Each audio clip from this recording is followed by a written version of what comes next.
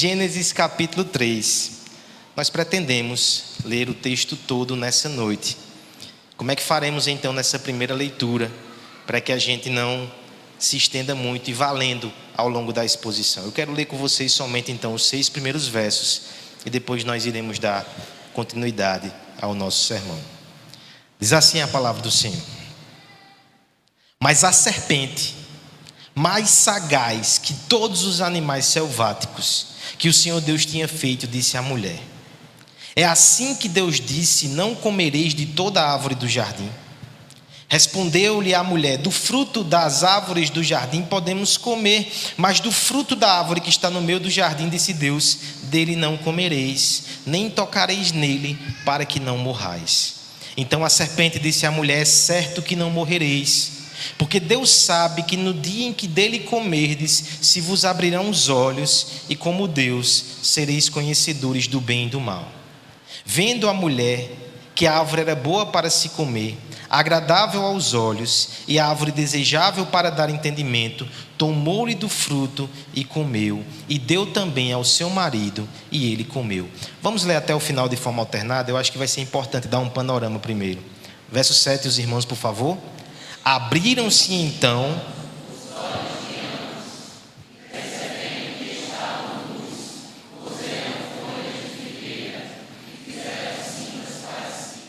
quando ouviram a voz do Senhor Deus, que andava no jardim pela viração do dia, esconderam-se da presença do Senhor Deus, o homem e a sua mulher, por dentre as árvores do jardim.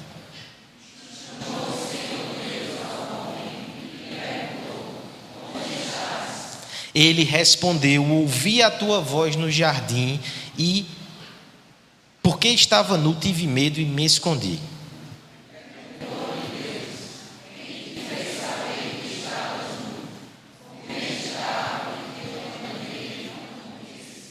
Então disse o homem: a mulher que me deste por esposa, ela me deu da árvore e eu comi.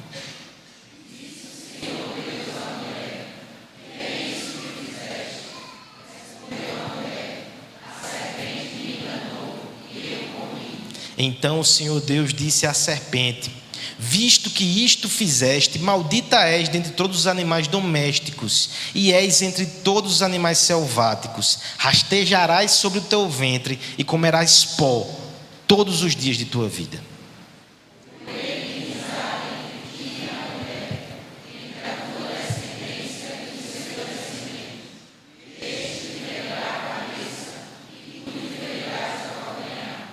E a mulher disse: multiplicarei sobremodo os sofrimentos da tua gravidez. Em meio a dores darás à luz a filhos. O teu desejo será para o teu marido e ele te governará.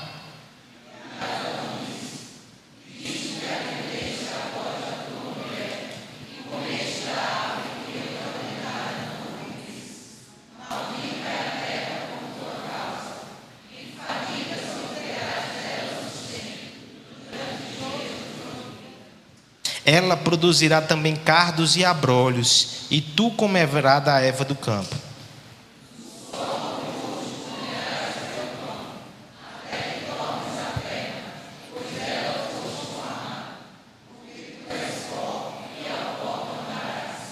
E deu o homem o nome de Eva à sua mulher, por ser a mãe de todos os viventes.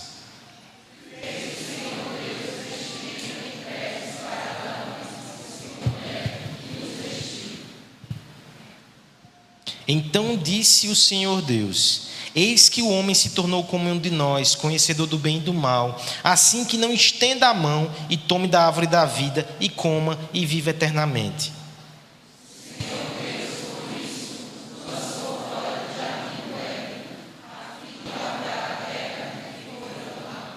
E expulso o homem, colocou querubins ao oriente do jardim do Éden, e o refugiu de uma espada que se revolvia para guardar o caminho da árvore da vida.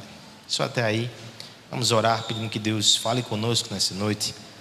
Pai bendito, nós te agradecemos pelo teu culto, nós te agradecemos pela tua palavra, nós te agradecemos por esse momento especial.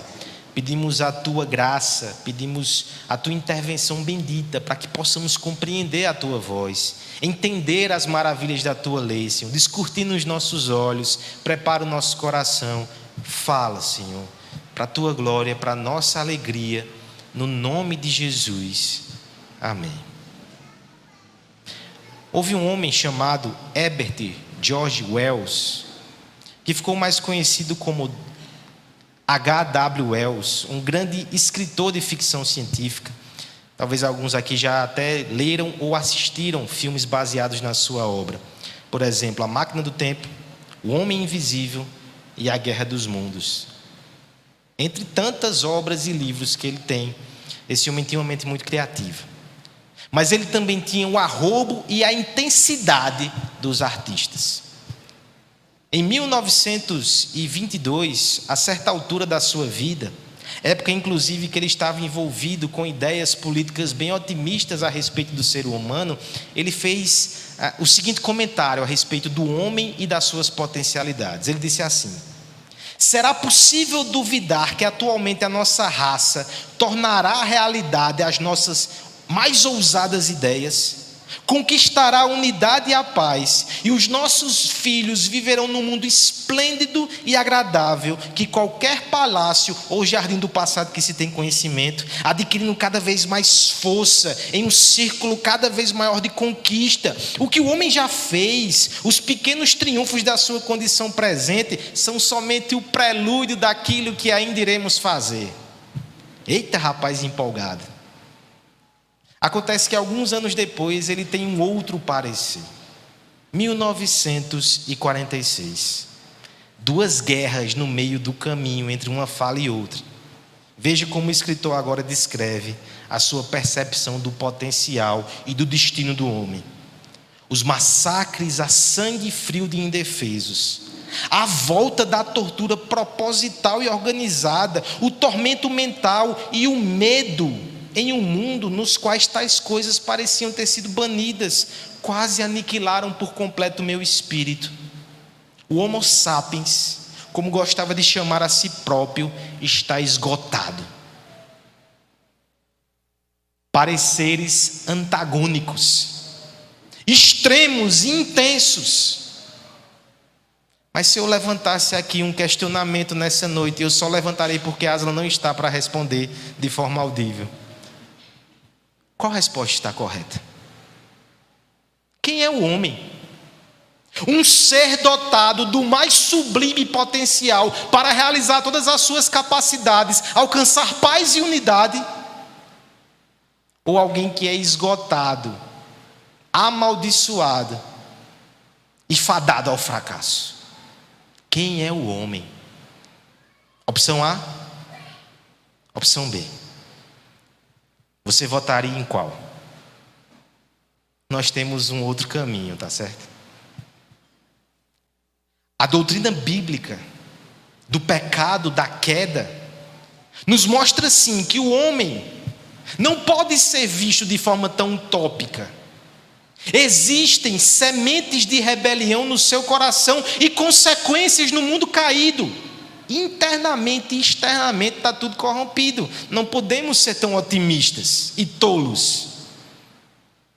Mas a verdade do Evangelho, a bondade de Deus e a sua graça que triunfa, também nos adverte para que não tenhamos uma visão totalmente negativa, cínica e desesperançosa. Precisamos encontrar um equilíbrio entre essas duas coisas. E eu pretendo fazer isso com você nessa noite.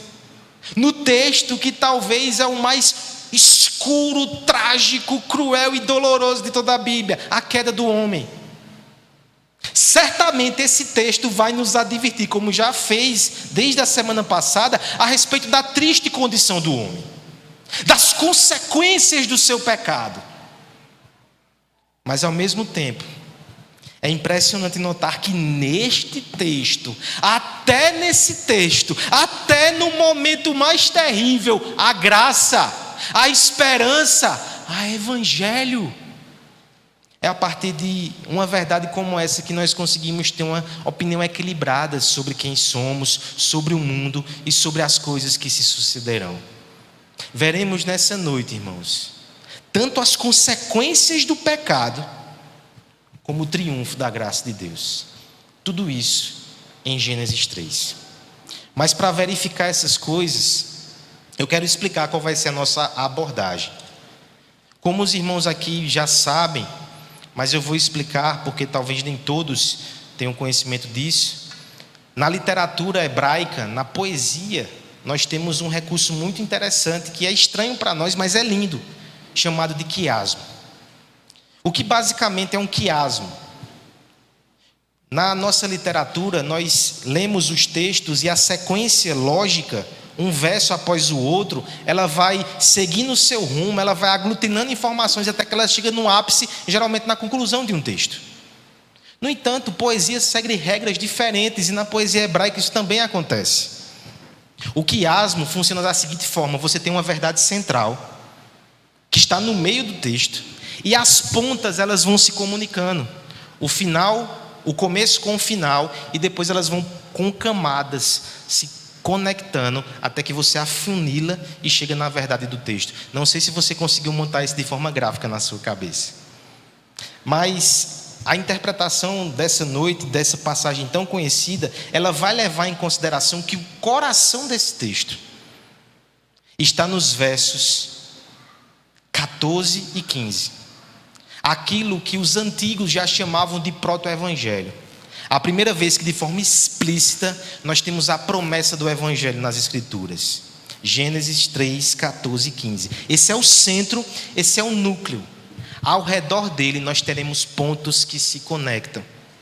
De um lado, consequência do pecado. Do outro, triunfo da graça. Como é que isso vai acontecer? Tenta enxergar comigo e a gente vai vendo com calma, tá certo? Dos versos 1 a 6, nós temos a sedução que mata. Dos versos 22 a 24, nós temos a graça que fere, mas nos salva. Esse é o primeiro contraste. Dos versos 7 a 8, entrando no meio do texto aí, nós temos a religião que engana. Na outra ponta, no verso 21, nós temos o evangelho que nos cobre. Dos versos 11 a 12, em terceiro lugar, nós temos outro contraste. O conflito relacional de um lado e na outra ponta, a redenção na esperança, verso 20. Versos 13, quarta camada, nós temos a fuga da responsabilidade. Versos 16 e 19 do outro lado, penalidades mitigadas. E no meio, o centro do texto, nós temos a humilhação da serpente e a vitória final. Depois de um dia de consciência, uma estrutura dessa nos ajude. Mas eu quero crer que nós iremos devagarzinho percebendo essas verdades e no final você vai perceber de forma muito clara e nítida como devemos ter uma visão muito corajosa a respeito das consequências do pecado, mas também uma visão esperançosa sobre o triunfo da graça. Primeiro contraste então, a sedução que mata de um lado e as feridas que nos salvam. Nós já lemos os versos de 1 a 6, inclusive semana passada, foi o sermão anterior. Agora eu quero que você leia os versos 22 a 24 e a gente vai fazer essa comparação e esse contraste. Versos 22 a 24, peço que me ajudem na leitura. Então disse o Senhor: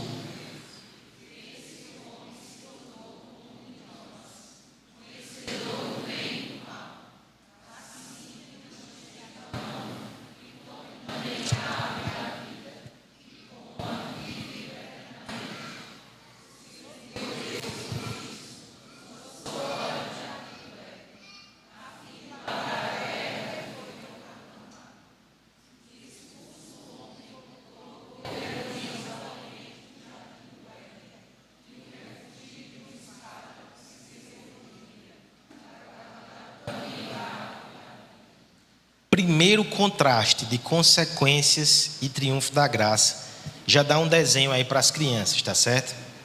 Eu quero que vocês desenhem aí uma espada de fogo. Esse é o primeiro desenho, essa é a primeira figura, esse é o primeiro contraste. O que acontece aqui no nosso texto? Primeiro nós temos a abordagem da serpente, que eu não vou me aprofundar porque já tivemos um sermão só para isso, mas só recapitulando algumas coisas. Nós temos primeiro aqui um processo de pecado que envolve sedução. A serpente, de forma sagaz e astuta, ela chega usando as palavras mais sedutoras possíveis.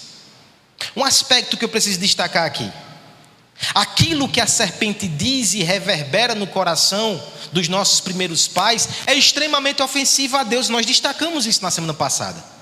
Pressupõe que Deus mente, pressupõe que Deus é ciumento, é invejoso, não quer que eles sejam como Ele, por isso que diz que não podem comer do fruto da árvore, mas é ciúme, é inveja. Tal insinuação é extremamente ofensiva ao Deus bom que os criou e deu tudo o que eles precisavam. Agora tem um outro lado, tá certo? Porque se fosse só ofensivo a Deus, talvez eles tivessem repelido tal insinuação de cara, ofensa gratuita. Qual sentido faz? Nós não somos atraídos por ofensas gratuitas. Geralmente é porque as ofensas gratuitas, elas acabam de alguma forma nos elevando. Veja só, a partir do momento que ele chega para Eva e diz que eles têm um potencial de ser como Deus, só que Deus está podando essa potencialidade, há um discurso aqui muito sedutor e muito envolvente, com palavras suaves e sedutoras. A serpente está proclamando o potencial humano, um potencial de ser Deus. Discursos assim, eles costumam fisgar o nosso coração. Palavras doces, palavras que exaltam, palavras que seduzem, mas são palavras que matam. Deus de fato havia dito que se eles desobedecessem e comessem do fruto, morreriam. Aqui nós já entramos um pouco nas consequências. Eles morreram sim, irmãos. Não morreram imediatamente fisicamente. A teologia costuma falar de 3 mortes. A morte espiritual foi imediata. Há uma ruptura de relacionamento com Deus. Eles se escondem de Deus. Já há uma dissensão aqui. Morte espiritual. A morte física começa a partir daquele momento. Eles começam a morrer. Esse processo vai levar alguns anos, mas ele começou. É que nem você aqui. Você está num processo de morte, tá certo? Não sei se você leva as coisas nesse sentido, né? Não sei se isso vai atacar um pessimismo em você, mas nós estamos todos apodrecendo. Que palavra. Mas a ideia é que a morte é um processo que já começou, dos pequenininhos. A morte física. A terceira morte é a morte final ou escatológica. É a morte da condenação. Quando serão lançados no lago de fogo todos aqueles que estiverem ao lado da serpente. Acontece que, ainda que essa sentença seja tão dura, ela não é percebida de forma imediata. Veja o problemão aqui. Adão e Eva, nossos pais, receberam a pior das sentenças, morte, mas eles não têm um impacto imediato dela, fica somente com a voz doce da serpente.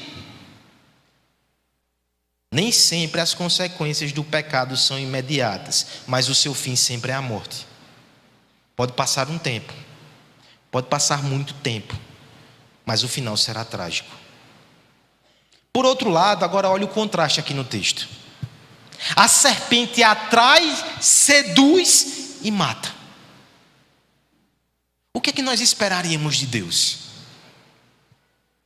Bem, ele poderia ter fulminado os rebeldes, mas nós não nos contentamos com a sua paciência.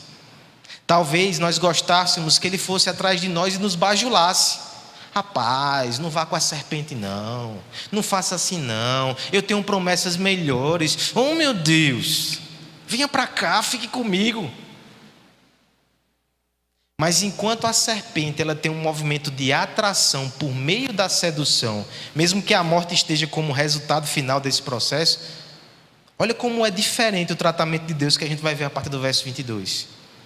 Primeiro, uma pequena conferência intertrinitária vai dizer que de fato o homem se tornou como Deus, quase que uma ironia, né? Porque agora ele conhece o bem e o mal. Esse era o cerne da tentação, né? Conhecer o bem e o mal. Mas eu me lembro aqui de uma ilustração muito boa de D.A. Cassio sobre esse conhecimento. Uma pequena informação que foi omitida pela serpente, tá certo? De fato, eles conheceram o bem e o mal. Mas uma coisa é conhecer, por exemplo, uma doença como um médico que estudou aquilo, que tem um conhecimento técnico, mas que não é tocado por aquela enfermidade. Deus conhece o mal assim. Outra coisa é alguém que tem um conhecimento de uma doença porque ele é assente na pele. O seu corpo está sendo afetado por essa moléstia. Ele está padecendo dores por causa dessa doença. É assim que o homem se torna conhecido do bem e do mal. A serpente somente omitiu essa pequena informação, que seria nessas condições que ela alcançaria aquilo que foi prometido. Agora veja o que o texto diz aqui no verso 22. Deus diz: o homem tornou-se conhecedor do bem e do mal, assim como nós, para que ele não estenda a mão e tome também da árvore da vida e coma eternamente. É como se há uma preocupação aqui de Deus no seguinte sentido: a árvore da vida, ela tinha como seu resultado sacramental eternidade. Veja o raciocínio então de Deus. O homem agora está em pecado, o homem tem o pecado em si, o homem está enlamaçado, o homem está padecendo enfermidade e condenação. Se ele toma da árvore e ele come e ele obtém a eternidade, o que é isso senão o inferno? No inferno nós também desfrutaremos de eternidade, mas eternidade em pecado, em miséria e condenação. Nós não, misericórdia, aqueles que seguirem por esse caminho. É por isso então que nós temos aí uma medida muito dura, que parece até contraditória. A serpente traz para perto, Deus afasta. Olha o que acontece no verso 23. Deus lançou-os para fora do jardim, ordem de despejo. Se a gente pega só essa informação, ficaremos chocados. Parece que Deus segue totalmente na contramão da serpente. Em vez de trazer para perto, ele expulsa. Mas a argumentação anterior vai nos ajudar a já ir formando uma convicção diferente. Mas tem um detalhe no verso 23, no finalzinho, que já acalenta o coração. Deus fica lavrando a terra. Por que isso é importante, irmãos? Deus não abandonou o paraíso. Deus não destruiu o seu jardim. Ele vai ficar tomando conta até um dia que possamos voltar ao jardim. Ele é que vai cuidar. Por isso entendo o que acontece aqui no verso 24. Ele expulsa o homem, coloca querubins ao oriente, e a espada de fogo que as crianças desenharam, ela vai refugiar em todas as direções. O homem não tem como entrar ali de novo. Pelo menos não no seu atual estágio. O homem foi expulso, porque exilado e errante nesse mundo, é lá fora do jardim que vai haver um plano de redenção e um plano de salvação. Logo na história da redenção, nós temos o tabernáculo, e no tabernáculo nós temos querubins ali no acesso ao Santo dos Santos. Lembrando sempre que a presença santa de Deus não pode ser habitada por pecadores, mas existia rituais de sacrifício que permitiam o acesso. Um dia, o próprio Deus foi exilado, foi ferido, foi machucado, recebeu a morte, e quando ele dá o seu último respiro, o evangelista Mateus vai dizer que rasga-se de uma ponta a outra o véu do Santo dos Santos. O acesso está aberto. Deus expulsa para acolher, Deus machuca para salvar, Deus fere para te curar. Esse é o primeiro contraste que eu queria considerar com você. Ainda hoje, há uma inclinação muito grande no nosso coração de ser seduzido pelos discursos da serpente. Tudo aquilo que é leve e emplumado, tudo aquilo que nos deixa enfatuado é recebido com muita facilidade, mas não se engane, por trás de vozes doces e discursos adornados há veneno mortal. O pecado continua seduzindo, a graça por vezes fere. Quantas vezes a palavra não nos quebra diariamente, semanalmente e nos confronta? Quantas vezes a providência nos disciplina? Quantas vezes Deus não nos deixa sozinhos e vagando por desertos, porque é ali que há um veio de redenção que vai alcançar o nosso coração. Não fuja da graça quando ela te fere, fuja do pecado mesmo quando ele te bajula.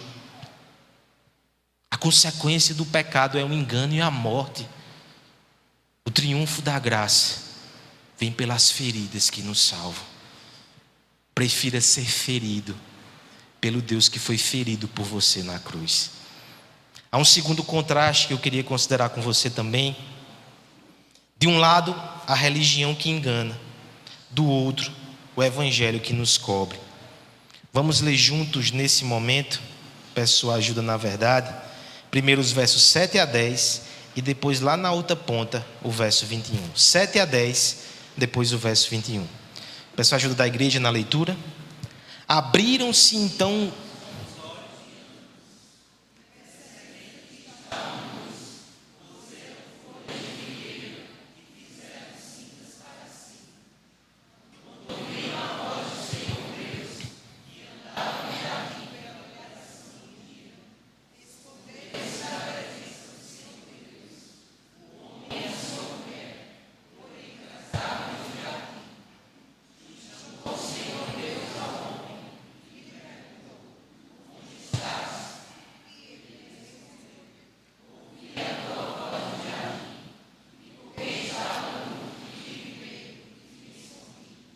verso 21. Fez o Senhor Deus vestimenta de peles para Adão e sua mulher e os vestiu. Segundo contraste que nós faremos aqui nesse momento diz respeito à religião. Mas a figura usada é vestimenta. A religião é uma roupa com a qual nos vestimos. Crianças, o segundo desafio aí agora é pintar uma roupa feita de folhas. Fiquem à vontade, sejam criativos e quem sabe você não tem uma ideia de negócio aí para o seu futuro, né? O que acontece aqui no texto? Primeira reação de Adão e Eva depois que comem do fruto. Percebem que estão nus. Isso aqui já é um anticlímax. Porque se a promessa era que eles se sentiriam grandiosos e divinos, eles se sentem envergonhados pela situação. Nus sempre estiveram. O final do capítulo 2 vai dizer que eles estavam nus e não se envergonhavam. Agora eles têm a percepção e a consciência disso. A pureza perfeita os deixava confortáveis e tranquilos. Mas uma vez que o pecado entra, há um sentimento de vergonha e culpa. Por quê? Porque onde há pecado, sempre há algo a esconder. Pense nisso. Porque nós não nos sentimos à vontade nus, e eu não estou falando de roupa. Nós colocamos camadas de proteção, nós usamos máscaras, nós temos armaduras e bloqueios, porque nós não ficamos à vontade de estar totalmente nu diante de alguém. A culpa, a vergonha e a medo. É isso que acontece no verso 7. O que é que eles fazem então? Percebendo o problema, logo eles tentam arrumar uma solução para aquilo. São engenhosos em alguma medida.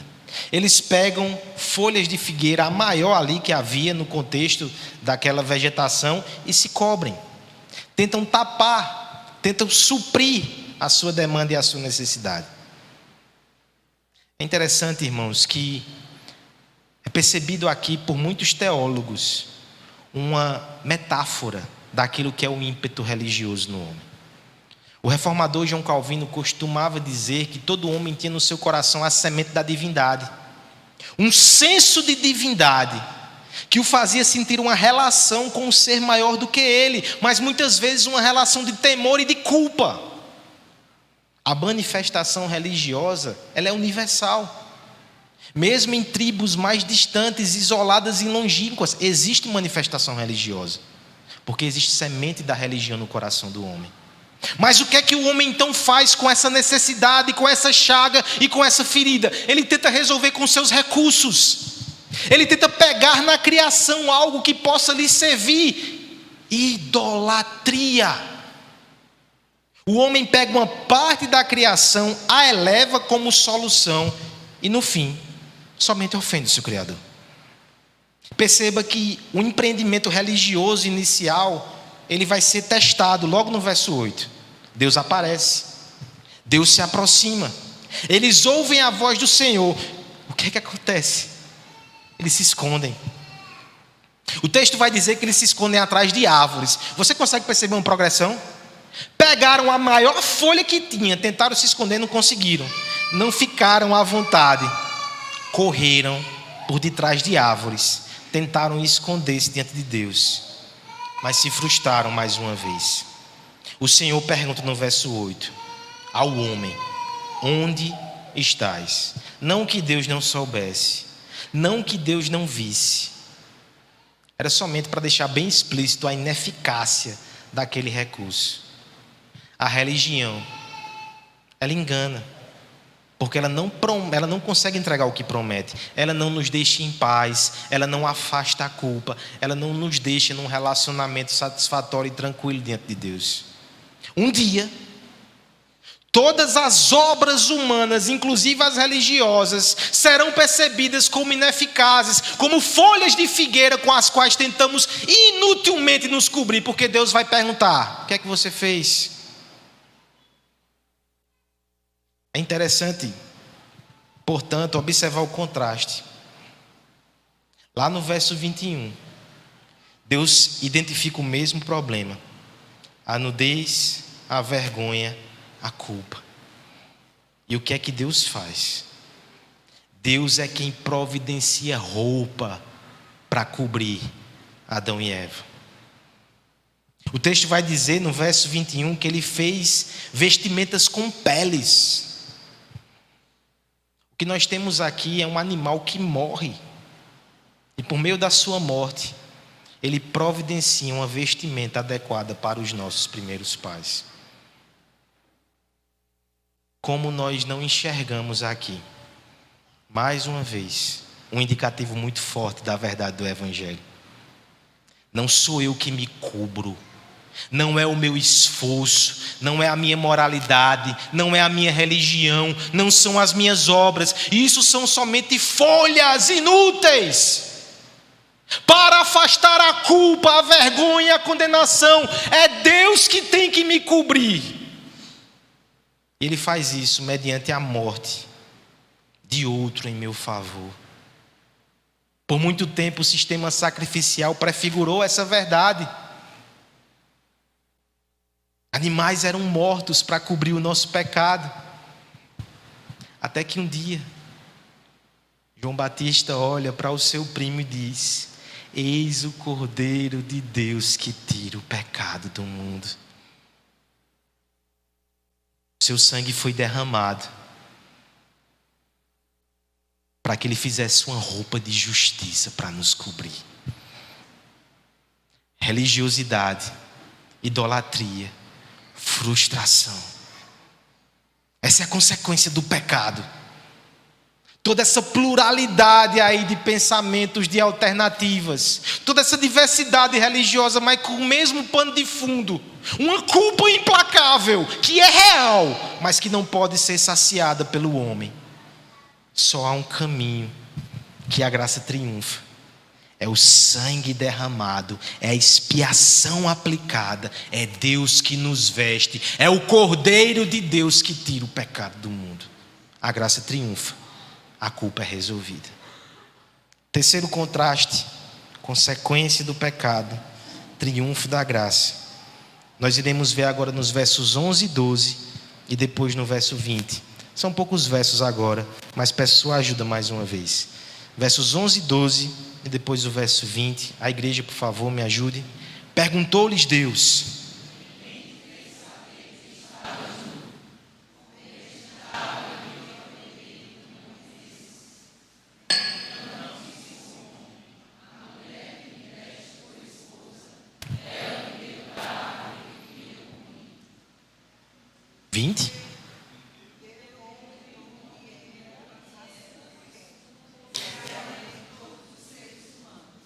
Bora de novo.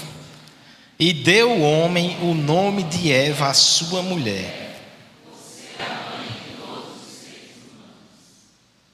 Do relacionamento com Deus, por meio da religião, nós passamos agora do relacionamento entre nós. A figura agora usada pelas crianças que devem pintar é alguém com o dedo em riste, apontando para o outro. Um dedão apontando assim, jogando a culpa em alguém. Não sei se você já fez isso, criança, não sei se você sabe como é isso, mas tenta imaginar, peça ajuda ao seu pai, apontando a culpa para alguém, tá certo? Esse é o triste relato que acontece aqui. Veja, há um princípio teológico maior que nós iremos considerar um pouco mais para frente. A partir do momento que Deus começa a inquirição com Adão, o que é que ele está fazendo? Ele está chamando Adão à responsabilidade. Ele está fazendo perguntas de quem já sabe o que aconteceu. Ele não quer informação. Deus é onisciente. Ele quer o quebrantamento. Que Adão confesse o que fez, assuma a responsabilidade e suplique por misericórdia. Deus nos dá a oportunidade de fazer isso. O que nós teremos aqui é uma sequência de fuga. Trataremos isso daqui a pouco, mas eu quero destacar somente um aspecto. O primeiro recurso, ou a tentativa de Adão, é escandalosa. Ele olha para Eva, para sua esposa a essa altura. A gente vai ver logo aqui que o nome muda, né? Ela era chamada de varoa até essa altura. Ele olha para a varoa, ele diz, foi culpa dela, Deus. Foi culpa da mulher que tu me deste. Seja sincero, irmão. Onde é que se escandaliza a gente? Se brincar, hoje a gente fez isso. Transferir culpa. Reclamar do cônjuge. Não parece ser algo tão grave assim. Não parece agora e hoje no mundo de pecado que vivemos. Agora tente voltar a sua mente para a família primeira. Só havia harmonia e paz. Alguns versos anteriores aqui nós temos Adão recebendo a sua esposa e ele faz uma canção, ele suspira em gratidão e admiração, ele agradece a Deus porque recebeu ela. Como é que esse homem agora, ele simplesmente volta-se para ela em tons acusatórios? Em última instância, inclusive, ele culpa a Deus. É culpa dessa mulher, e quem me deu ela? Foi tu, Deus, eu estava quieto. Ele culpa o Senhor. Ele maldiz aquela que outrora foi a alegria dos seus olhos. Ele reclama da bênção que recebeu. Eita, tem muita gente fazendo como Adão, reclamando da bênção. Mulheres também o fazem. Mas o ponto que eu queria destacar aqui para você é que é uma ruptura relacional. A dissolução e caos, a acusação, a ferida, a ingratidão. Isso vai ficar ainda pior. Alguns versos depois, nós vamos perceber no verso 16, por exemplo, que uma das consequências da queda para Eva é que o desejo dela será contra o desejo do seu marido, ou seja, tensão, disputa, e o marido a dominará, opressão. Olha o que acontece com essa família. E não pense que os efeitos do pecado dizem respeito somente a relacionamentos conjugais ou relacionamentos familiares. A gente vai ver Caim e Abel semana que vem. Na verdade, o princípio aqui é mais tenebroso, tá certo?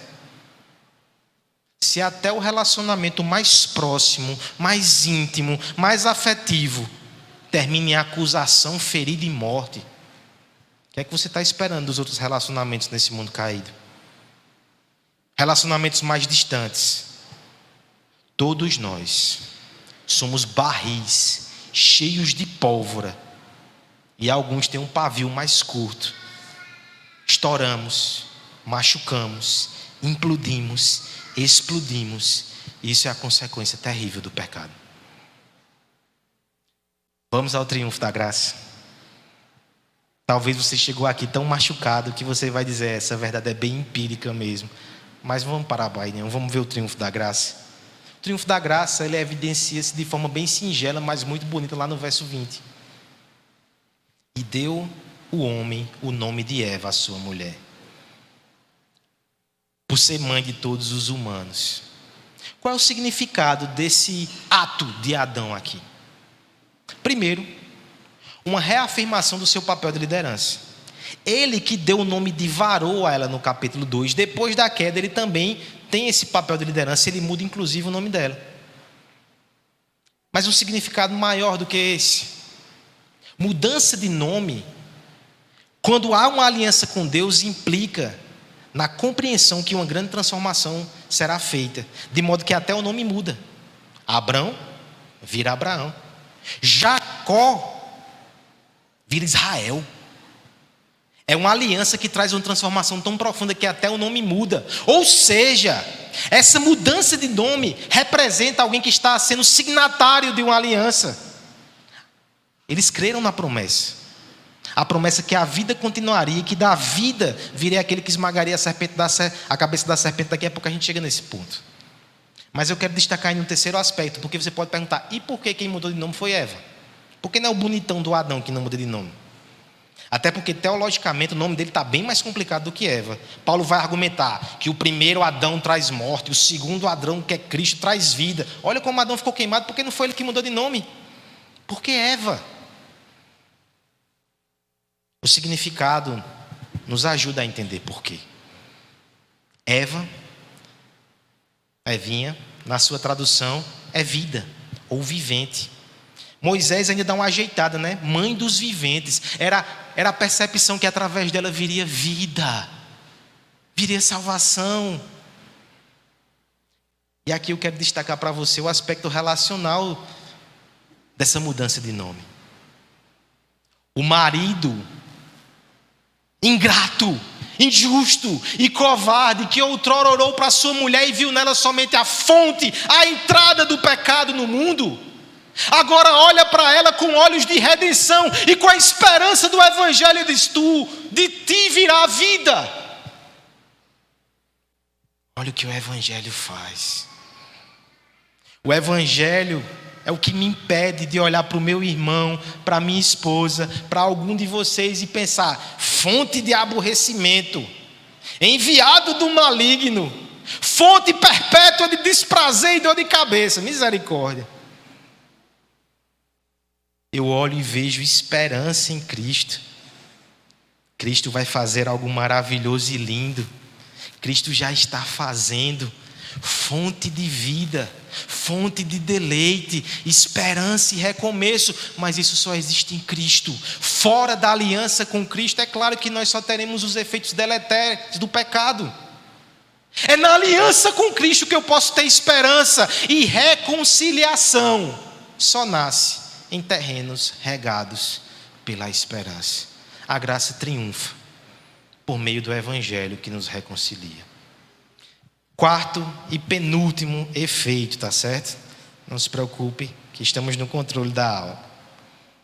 Versos 13, depois versos 16 e 19. Quarto contraste. De um lado a fuga da responsabilidade, do outro penalidades que são mitigadas. Verso 13, depois versos 16 e 19. Me ajude a penúltima vez aqui, tá certo? Disse o Senhor Deus à mulher: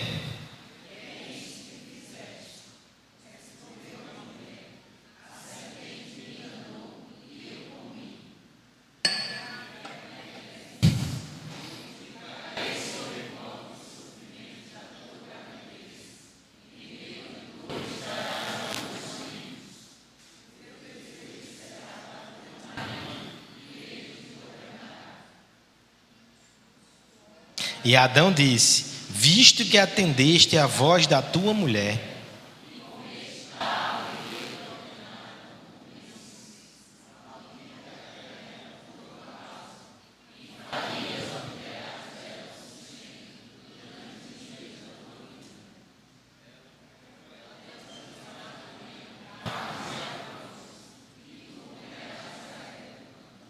no suor do rosto comerás o teu pão.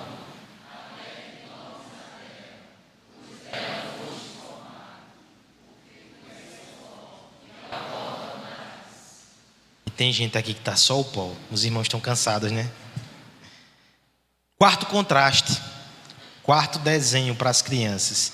Nesse há inclusive uma divisão que vem do próprio texto. Meninos, desenha alguém com a mão no espinho, tá certo? Meninas, uma mulher grávida gritando com dores. São as duas figuras que temos aqui no nosso texto de consequência. Mas antes da consequência, perceba o mecanismo de fuga que nós mencionamos anteriormente, ficando ainda mais explícito. Deus procura Adão, veja, ele volta à ordem criacional. A serpente vai a Eva, mas Deus vai a Adão. Adão, o que é que aconteceu? Chama ele à ordem, né? Adão joga para a esposa. Foi culpa dela. Ela me deu e eu comi. Agora então Deus vai até a mulher e vai a inquirir também a esse respeito. O que é que ela faz? Ela joga para quem? Como não tinha filho, não tinha como jogar para o filho, joga para a serpente. Talvez hoje a gente fizesse um percurso mais elaborado, né? Mas ela joga para a serpente. Foi a serpente que me enganou e eu comi. Veja, as respostas não estão necessariamente erradas. A serpente enganou Eva, a Bíblia diz isso, Timóteo fala isso. Acontece que ela omite a sua responsabilidade. Ela ignora a sua participação. Adão também o fez. Esse é o padrão da humanidade caída. Nos esquivamos, fugimos, evitamos ao máximo assumir culpa. Tem gente que prefere apanhar do que pedir perdão. Reconhecer que está errado. Existem pessoas crentes que não reconhecem nunca que estão errados.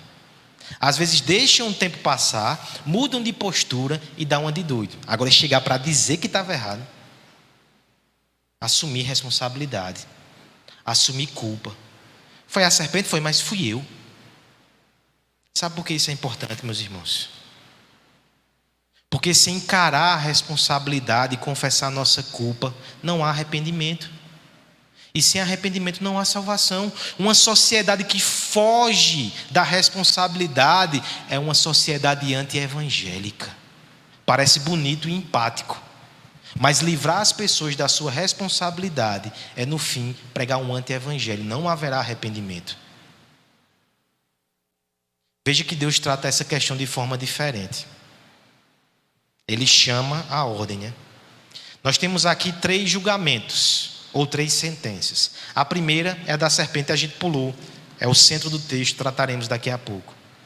Mas logo na sequência nós temos a responsabilidade da mulher. Qual é a consequência para a mulher? Ela vai dar vida. A vida vai continuar. Mas agora, em dores de parto, ela vai gerar. E não pense que com a cesárea é possível escapar disso. Você já viu uma mulher se levantando na primeira vez depois que fez uma cesárea?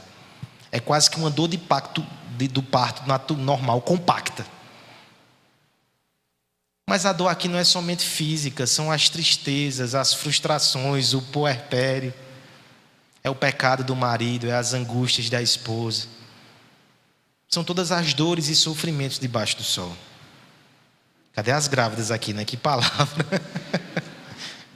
Mas veja, sabe por que a ideia aqui é que é uma maldição mitigada? Porque Deus poderia simplesmente dizer, acabou com vocês, viu? Não vai ter filho, não vai ter história para seguir, não. Ele diz, vai ter vida. A vida continua.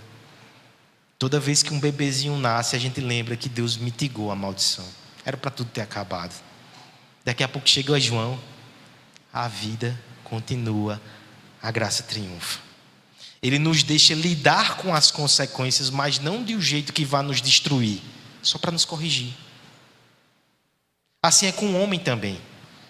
A vida continua, ele vai conseguir trabalhar, ele vai conseguir colher, ele vai conseguir comer, ele vai conseguir sustentar a sua casa, mas agora vai suar, viu? Cardos e abrolhos, vai machucar a mão, vai ferir. Injustiça de toda natureza. O problema do pecado invadindo as relações econômicas e sociais.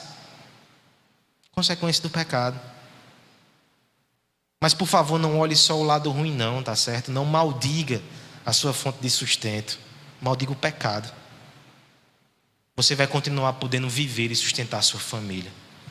Toda vez que você coloca o pão francês em cima da mesa, é graça de Deus.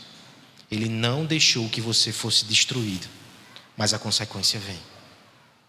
Perceba como é o caminho do Senhor. Nós precisamos lidar com as consequências mitigadas para corrigir e não nos destruir.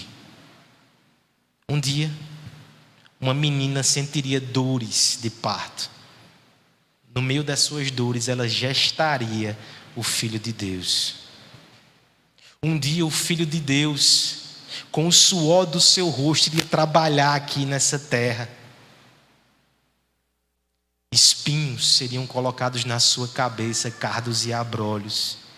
O penoso trabalho da sua mão envolveria morte e expiação, mas para nós seria salvação. Cristo assume a nossa responsabilidade e nos salva. Isso é o Evangelho. Não anule as responsabilidades, não fuja. Corra para Cristo e nele aprenda a lidar com o pecado e com a graça. Último contraste, nós iremos encerrar agora. Chegamos finalmente no proto-evangelho. Vamos ler tudo juntos, versos 14 e 15. Então o Senhor Deus disse à serpente: visto que isso fizeste, maldita és entre todos os animais domésticos, e o és entre todos os animais selváticos. Rastejarás sobre o teu ventre, e comerás pó todos os dias. Porém, inimizade entre ti e a mulher, entre a tua descendência e o seu descendente. Este te ferirá a cabeça, e tu lhe ferirás o calcanhar. Quinta e última cena. Um pé pisando na cabeça de uma serpente e a serpente mordendo o calcanhar. Como você vai desenhar isso? Boa sorte. Seja criativo. Artistas serão descobertos aqui. Sentença final para a serpente. Ela será humilhada e derrotada. Parecia vitoriosa, parecia triunfante. O seu plano deu certo. Você vai rastejar pela terra com o seu ventre. Isso é um símbolo de humilhação. A questão aqui não é se a serpente tinha pernas antes. O símbolo aqui é humilhação. Você vai comer do pó. Isso aqui prenuncia derrota. O diabo não vai triunfar. Deus tem um plano. Deus tem uma vitória reservada. Talvez o grande temor seja: é bom saber que o diabo vai ser derrotado. Tem um pequeno detalhe somente. E a gente que escolheu ficar do lado do diabo, o que é que vai acontecer? Como humanidade, não foi isso que fizemos? Escolhemos ficar do lado do diabo contra Deus. Olha o verso 15, como é maravilhoso. Porém, inimizade entre ti e a mulher, entre a tua descendência e o seu descendente. Deus é tão bom que Ele produz inimizade entre nós e o diabo. A gente podia ficar mancomunados, juntos, unidos, indo na direção do lago de fogo. Ele não permitiu. Ele colocou essa inimizade. Inimizade aqui no hebraico é bem mais forte do que o texto parece sugerir. É uma guerra contínua que só termina com a destruição do adversário. Quem é que vai ser destruído no final? O diabo. Deus, Ele está dizendo que Ele vai nos trazer para o seu lado. E junto a Ele, nós enfrentaremos o diabo até que ele seja esmagado. Ele vai ser derrotado e nós seremos vitoriosos. Mas como é que isso acontece? O teu descendente pisará a cabeça da serpente, mas ele será ferido no calcanhar. E aquela peçonhenta vai também trazer dano e morte a ele. Por isso que esse texto é chamado do proto-evangelho. O descendente da mulher, conforme Gálatas, o Senhor Jesus Cristo, Ele vai entrar no mundo para destruir as obras malignas. Ele vai esmagar a cabeça de Satanás e Ele vai nos salvar, mas o fará ao preço e ao custo da sua própria vida. Esse é o Evangelho, é boa nova, mas nos adverte que nesse mundo nós estamos numa batalha ferrenha, que o caminho da cruz é o caminho do nosso mestre, nós iremos comungar com Ele também nessas dores. Por isso que devemos ter uma visão equilibrada sobre esse mundo. Esse é um mundo de dores, mas o homem de dores andou entre nós e venceu a pecado, a morte e a consequência terrível, mas também a vitória, a reconciliação e a esperança por causa de Cristo. Nós somos essa ambiguidade ambulante, céticos e esperançosos. Nós sofremos e choramos, mas nós celebramos e triunfamos com Cristo.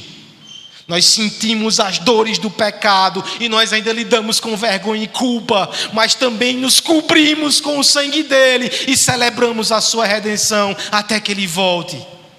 Sigamos na atenção. Não ignoremos as consequências, mas jamais esqueçamos do triunfo do Evangelho. Um dia a tensão passa, porque o pecado vai ser extirpado. E aí, só vai ficar a graça. Até lá, que Ele nos sustente nessa graça. Vamos orar. Quero que você ore nesse momento, pedindo que as verdades do Evangelho possam estar firmados no nosso coração. Enquanto isso, a equipe de música vai se aproximar para nos conduzir em uma última canção. Vamos ficar de pé para fazer essa oração. Pai bendito, nós louvamos e nós adoramos o Teu santo nome, Senhor. Louvado seja o Teu nome. Até mesmo num texto tão escuro, difícil, doloroso, nós vemos luz e graça, Senhor. Nós sabemos que o pecado traz consequências terríveis, não queremos nem de longe ignorar isso. Mas como é maravilhoso perceber a graça que triunfa, fortalece o nosso coração na esperança do Evangelho, afasta a culpa, afasta o medo, afasta a vergonha, afasta o olhar julgador que traz dissensão nos relacionamentos. Nos dá graça, Senhor, nos dá graça, para que com a esperança do Evangelho espalhemos boas novas nesse mundo. Nos firma nessa graça, Pai, em nome de Jesus, amém.